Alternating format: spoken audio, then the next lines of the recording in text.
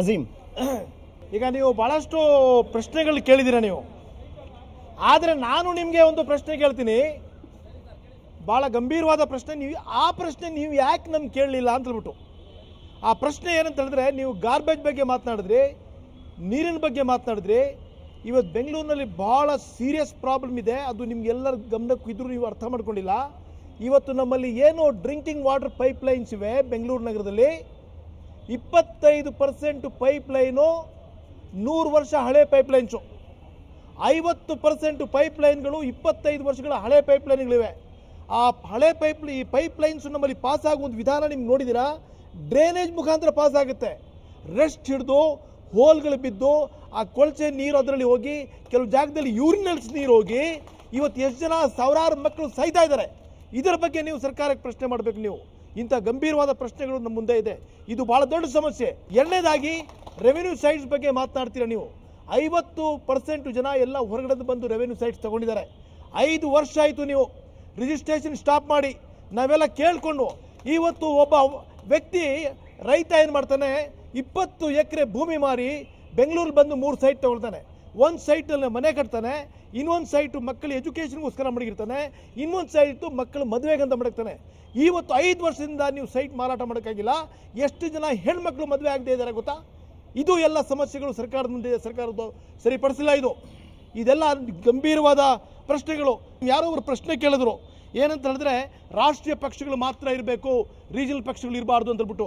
ರಾಷ್ಟ್ರೀಯ ಪಕ್ಷದ ಕಥೆಗಳು ನೀವು ನೋಡಿದ್ರೆ, ನಾವು ರೀಜನಲ್ ಪಕ್ಷ ಇಲ್ಲ ಅಂತ ಹೇಳಿದ್ರೆ ಇವ್ರದೇ ದರ್ಬಾರ್ ಆಗ್ಬಿಡುತ್ತೆ, ಮತ್ತು ಇವರ ಡಿಕ್ಟೇಟರ್ಗಳಾಗ್ಬಿಡ್ತಾರೆ. ಒಂದು ಭಯ ಹುಡ್ಸೋಕ್ಕೆ ಇವತ್ತು ಸರ್ಕಾರಗಳು ಒಳ್ಳೆ ಕೆಲಸ ಮಾಡಬೇಕಾದ್ರೆ ಒಂದು ಥ್ರೆಟ್ ಇರಬೇಕು ಅವ್ರಿಗೆ, ಇಲ್ಲ ಪ್ರೀತಿ ವಿಶ್ವಾಸ ಇರಬೇಕು, ಇಲ್ಲ ಥ್ರೆಟ್ ಇರಬೇಕು. ಆ ರೀಜನಲ್ ಪಕ್ಷ ಇದ್ರೆ ಮಾತ್ರ ನ್ಯಾಷನಲ್ ಪಕ್ಷಗಳು ಸರಿಯಾಗಿ ಕೆಲಸ ಮಾಡೋಕ್ಕೆ ಸಾಧ್ಯ. ಓಕೆ ಅಶೋಕ್ ಅವರು ಕೆಲವು ಪ್ರಶ್ನೆ ಕೇಳಿದ್ರು, ಅಲ್ಲ ಎಲ್ಲವನ್ನು ಬಹಳ ಗಂಭೀರವಾಗಿ ಇಲ್ಲಿ ಬಹಳ ಪ್ರಶ್ನೆ ಮಾಡಿದ್ದು ಅಂತ ಹೇಳಿದ್ರೆ, ಕಳೆದ ಒಂದು ವಾರದಿಂದ ಕಳೆದ ಒಂದು ತಿಂಗಳಿಂದ ನಾನು ನೋಡ್ತಾ ಇದ್ದೀನಿ, ಕಾವೇರಿ ನದಿ ನೀರಿನ ವಿಷಯದ ಬಗ್ಗೆ ಸನ್ಮಾನ್ಯ ದೇವೇಗೌಡರು ಪತ್ರಿಕೆನ ಹೇಳಿಕೆ ಕೊಡ್ತಾ ಇದ್ದಾರೆ.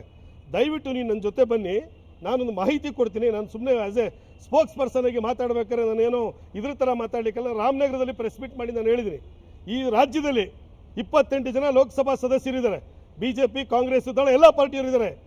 ಯಾರೂ ಪ್ರಶ್ನೆ ಕೇಳದೇ ಇರ್ತಕ್ಕಂಥ MP ಗಳು ಇವತ್ತು ಪಾರ್ಲಿಮೆಂಟಲ್ಲಿ ಯಾರನ್ನ ಇದ್ರೆ ಮಾಹಿತಿ ಇದೆ. ಒಂದು ಕುಮಾರಸ್ವಾಮಿ ದೇವೇಗೌಡರು ಪ್ರಶ್ನೆ ಕೇಳಿಲ್ಲ ಪಾರ್ಲಿಮೆಂಟಲ್ಲಿ. ನೀವು ಒಂದು ನಿಮಿಷ ಮಾತಾಡ್ತೀರ, ನೀವು ದೇವೇಗೌಡರು ಕಾವೇರಿ ಬಗ್ಗೆ ಪೂರ್ತಿ ಕೇಳಿಸ್ಕೊಂಡ್ರೆ ಒಬ್ಬ ವ್ಯಕ್ತಿ ಇದ್ರೆ ಅದು ಸನ್ಮಾನ್ಯ ದೇವೇಗೌಡರು ಮರಿಬಾರ್ದು. ಇವತ್ತು ಕಾವೇರಿ ಬಗ್ಗೆ ಯಾರು ಮಾತಾಡಿಲ್ಲ, ಸುಮ್ಮನೆ ಏನೇನೋ ಮಾತಾಡ್ತೀರ ನೀವು.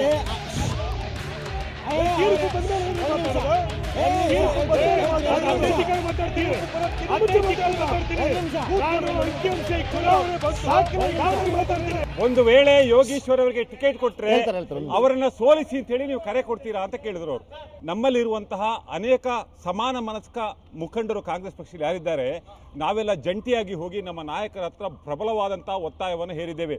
ಇಲ್ಲಿ ಮಾತ್ರ ಡೆಲ್ಲಿ ಮಟ್ಟದಲ್ಲೂ ಕೂಡ ಯಾವುದೇ ಕಾರಣಕ್ಕೂ ನಮ್ಮ ಪಕ್ಷದಲ್ಲಿದ್ದು ಎಲ್ಲ ಅಧಿಕಾರವನ್ನು ಅನುಭವಿಸಿ ಚುನಾವಣೆ ಆದ ಕೇವಲ 1 ತಿಂಗಳಲ್ಲೇ ನಮ್ಮ ಪಕ್ಷವನ್ನು ತೊರೆದು BJP ಹಾರಿದಂತಹ ಈ ಆಪರೇಷನ್ ಕಮಲಕ್ಕೆ ಇಲ್ಲದಂತಹ ಯಾವುದೇ ಶಾಸಕರನ್ನು ಕೂಡ ಮರಳಿ ಕಾಂಗ್ರೆಸ್ ಪಕ್ಷಕ್ಕೆ ನೀವು ದಯವಿಟ್ಟು ತರಬಾರದು, ಅವರಿಗೆ ಟಿಕೆಟ್ ಕೊಡಬಾರದು. ಈ ಮಾತನ್ನು ನಾವು ಹೇಳಿದ್ದೇವೆ. ಈಗ ನನ್ನ ಹತ್ರ ಒಂದು ಇನ್ನೊಂದು ಮುಖ್ಯವಾದ ವಿಷಯ ಕೇಳಿದ್ರು, ಕಾಂಗ್ರೆಸ್ ಮತ್ತು BJP ಎರಡೂ ಕೂಡ ಒಂದೇ ನಾಣ್ಯದ 2 ಮುಖಗಳು ಅಂತ. ನೀವು ಒಂದು ವೇಳೆ ಅದನ್ನು ಕಾಂಗ್ರೆಸ್ ಮತ್ತು JDS ಜೊತೆ ಹೋಲಿಕೆ ಮಾಡಿದಂಗೆ ಅಷ್ಟು ಬೇಜಾರಾಗ್ತಿರ್ಲಿಲ್ಲ. BJPಗೂ ನಮಗೂ ಯಾವುದೇ ಕಾಲಕ್ಕೂ ಯಾವುದೇ ಸಂದರ್ಭದಲ್ಲೂ ಕೂಡ ನಮ್ಮ ಜೊತೆ ಅವರ ಜೊತೆ ನಮ್ಮ ಗೆಳೆತನ ಯಾವತ್ತೂ ಬೆಳೆಸಿಲ್ಲ, ಅವ್ರ ಜೊತೆ ನೆಂಟಸ್ತಿಕೆ ನಾವು ಮಾಡಿರಲಿಲ್ಲ. ಈಗ ಒಂದು ವಿಷಯದಲ್ಲಿ JDS ಮತ್ತು ನಾವು ಸಹಮತ ಯಾವುದಿದೆ ಅಂತಂದ್ರೆ ಜಾತ್ಯತೀತ ನೀತಿಯ ಬಗ್ಗೆ ಮಾತ್ರ. ಆದರೆ ಇವತ್ತು ನಾನು ಅವರ ಮೇಲೆ ನೇರವಾಗಿ ಆಪಾದನೆ ಮಾಡ್ತೇನೆ, ಇವತ್ತು BJP ಏನಾದರೂ ಇಲ್ಲಿ ಅಧಿಕಾರ ಮಾಡ್ತಾ ಇದ್ದರೆ ಅದಕ್ಕೆ ಮೂಲ ಕಾರಣ ಇವರೇ JDS ಅವರು. ನಾವು ಅವರ ಬೆನ್ನಿಗೆ ಚೂರಿ ಹಾಕಿ ಹೊರಗೆ ನಿಮ್ಮ ಕಿತಾಪತಿಯಿಂದ ನಾವು ಅವ್ರ ಜೊತೆ ಸಹವಾಸ ಮಾಡಿದ್ದು, ಅದಕ್ಕೆ ನೀವು ಕಾರಣಕರ್ತರು. ಇವತ್ತು ನೀವು KGP ಜೊತೆ ಹೊಂದಾಣಿಕೆ ಮಾಡ್ಕೊತಾ ಇದ್ದೀರಾ. ನಿಜವಾದ BJP ಅಂತ KGP ಅದು ಯಡಿಯೂರಪ್ಪ ಅವ್ರ ಜೊತೆ ನೀವು ಸಹವಾಸ ನಮ್ಮಲ್ಲಿ ಕಳ್ಳರಿಲ್ಲ ಅಂತ ನಾನು ಹೇಳೋದಿಲ್ಲ, ನಮ್ಮಲ್ಲಿ ಸುಳ್ಳರಿಲ್ಲ ಅಂತ ನಾನು ಹೇಳೋದಿಲ್ಲ, ನಮ್ಮಲ್ಲಿ ಇರೋರೆಲ್ಲ ಸತ್ಯ ಹರಿಶ್ಚಂದ್ರ ಮೊಮ್ಮಕ್ಕಳು ಅಂತ ನಾನು ಹೇಳೋದಿಲ್ಲ. ಕೆಟ್ಟವರು ನಮ್ಮಲ್ಲೂ ಇದ್ದಾರೆ, ಆದರೆ ನಮ್ಮ ಹೈಕಮಾಂಡ್ ಬಹಳ ಸ್ಟ್ರಾಂಗ್ ಆಗಿದೆ. ಯಾರೇ ಕೆಟ್ಟ ಕೆಲಸ ಮಾಡಿದ್ರು ಕೂಡ ಅವರ ಮೇಲೆ ತಕ್ಷಣ ಉಗ್ರವಾದಂತಹ ಕ್ರಮ ಕೈಗೊಂಡಂತಹ ನಿದರ್ಶನಗಳು ನಮ್ಮಲ್ಲಿ ಸಾವಿರಾರಿದೆ. ಕೂಡ ಅದು ಅಲ್ಲಿಗೆ ಮಾತ್ರ ಅಷ್ಟೇ. ಫೈನಲಿ ದ್ವಾರಕನಾಥ್ ಅವರೇ, ನಾವು ಬೆಂಗಳೂರಿಗೆ ಸಂಬಂಧಪಟ್ಟ ಹಾಗೆ ಒಂದು ಚರ್ಚೆಯನ್ನು ಮಾಡುವಂಥ ಪ್ರಯತ್ನವನ್ನು ಮಾಡಿದ್ವಿ. ಆದರೆ ಒಟ್ಟಾರೆಯಾಗಿ ನಿಮ್ಗೆ ಏನು ಅನ್ಸುತ್ತೆ, JDS ಇರ್ಬೋದು, BJP ಇರ್ಬೋದು, ಕಾಂಗ್ರೆಸ್ ಇರ್ಬೋದು, ಜನರ ನಾಡಿಮಿಡಿತ ಈ ಬಾರಿ ಯಾವ ರೀತಿ ಇದೆ ಅಂತ ನಿಮ್ಗೆ ಅನಿಸ್ತಾ ಇದೆ?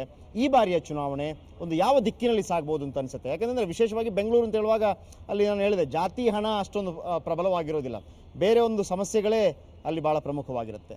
So what is your opinion, final opinion, conclusion? ನನಗೆ ಇವತ್ತಾದಂತಹ ಚರ್ಚೆಯಲ್ಲಿ ನಾವು ಹೆಚ್ಚು ಫ್ಲೈಓವರ್ಸು ಇದ್ರ ಬಗ್ಗೆನೇ ಹೆಚ್ಚು ಮಾತಾಡಿದ್ವಿ ಅಂತ ಕಾಣುತ್ತೆ. ಕಣ್ಣಿಗೆ ಕಾಣಿಸ್ದೇ ಇರುವಂತಹ ಡೆವಲಪ್ಮೆಂಟ್ಸ್ ಬಗ್ಗೆ ನಾವು ಹೆಚ್ಚು ಮಾತಾಡ್ದಂಗೆ ನನಗೆ ಅನ್ನಿಸ್ತಾ ಇಲ್ಲ. ಆಮೇಲೆ ಈವನ್ ನಮ್ಮ ಸ್ಪೆಕ್ಟೇಟರ್ ಕೂಡ ಅದ್ರ ಬಗ್ಗೆ ಹೆಚ್ಚು ಪ್ರಶ್ನೆಗಳು ಕೇಳಿಲ್ಲ. ಭಾಳ ಪ್ರಮುಖವಾಗಿ ನನಗೆ ಕಾಡ್ತಾ ಇರೋಂಥ ಪ್ರಶ್ನೆ ಏನು ಅಂತಂದರೆ RTE. ಈಗ ಎಜುಕೇಷನ್ನಲ್ಲಿ ಎಲ್ಲ ಪ್ರತಿಷ್ಠಿತವಾದಂತಹ ಸ್ಕೂಲು ಮತ್ತು ಕಾಲೇಜುಗಳಲ್ಲಿ ಬಡ ಮಕ್ಕಳನ್ನು 25% ಸೇರಿಸ್ಕೋಬೇಕು. ಎಷ್ಟು ಅದನ್ನು ಫಾಲೋ ಮಾಡ್ತಾ ಇದೆ ಅನ್ನೋಂಥದ್ರ ಬಗ್ಗೆ ನಾವು ಯೋಚನೆ ಮಾಡಬೇಕಾಗಿತ್ತು. ಸರ್ಕಾರ ಇದಕ್ಕೆ ಯಾವ ರೀತಿಯ ಒತ್ತಡ ತರ್ತಾ ಇದೆ, ಕೆಲಸ ಮಾಡ್ತಾ ಇದೆ ಅನ್ನೋಂಥದ್ದು, ಮತ್ತು ಅಪೋಸಿಷನ್ಸು ಇದ್ರ ಬಗ್ಗೆ ಏನು ಒತ್ತಡಗಳನ್ನು ತರ್ತಾ ಇದ್ದೇವೆ, ಅಪೋಸಿಷನ್ ಏನು ಜವಾಬ್ದಾರಿಯನ್ನು ತೋರಿಸ್ತಾ ಇದೆ ಅನ್ನೋದ್ರ ಬಗ್ಗೆ ನಾವು ಮಾತಾಡಬೇಕು. ಅಲ್ಲ, ನಾನು ಹೇಳ್ತಾ ಇರೋದು ಬೆಂಗಳೂರಲ್ಲಿ ಹೆಚ್ಚು ಪ್ರತಿಷ್ಠಿತ ಕಾಲೇಜುಗಳು ನೋಡಿ. ಬೆಂಗಳೂರಿನಲ್ಲಿ ಮೊನ್ನೆ ಕ್ಯಾಬಿನೆಟ್ ಮೀಟಿಂಗಲ್ಲೂ ಕೂಡ 3 ಮೆಡಿಕಲ್ ಕಾಲೇಜುಗಳನ್ನು ಸ್ಯಾಂಕ್ಷನ್ ಮಾಡಿದ್ದಾರೆ. ಆ 3 ಕೂಡ ಬೆಂಗಳೂರಲ್ಲಿ ಮಾಡಿರೋವಂಥದ್ದು. ಇದನ್ನೆಲ್ಲ ತಗೊಂಡಾಗ ಬೆಂಗಳೂರಂತಹ ಒಂದು ಇದರಲ್ಲಿ ಅನೇಕ ಸ್ಲಮ್ಗಳಿದ್ದಾವೆ. ಆ ಪ್ಲೇಸ್ಗಳ ಬಗ್ಗೆ ನಾವು RTE ಬಗ್ಗೆನೂ ಯೋಚನೆ ಮಾಡಲಿಲ್ಲ. ಒಬ್ಬರು ಭಾಳ ಗಂಭೀರವಾದ ಪ್ರಶ್ನೆ ಎತ್ತಿದ್ದು ಕನ್ನಡ ಶಾಲೆಗಳನ್ನು ಮುಚ್ತಾ ಇರುವಂಥ ವಿಷಯ. ಕನ್ನಡ ಶಾಲೆಗಳನ್ನು ಮುಚ್ತಾ ಇರುವಂಥ ವಿಷಯಕ್ಕೆ ಸಂಬಂಧಪಟ್ಟಂತೆ ಸರ್ಕಾರಕ್ಕೆ ಯಾವುದೇ ಉತ್ತರವೂ ಇಲ್ಲ.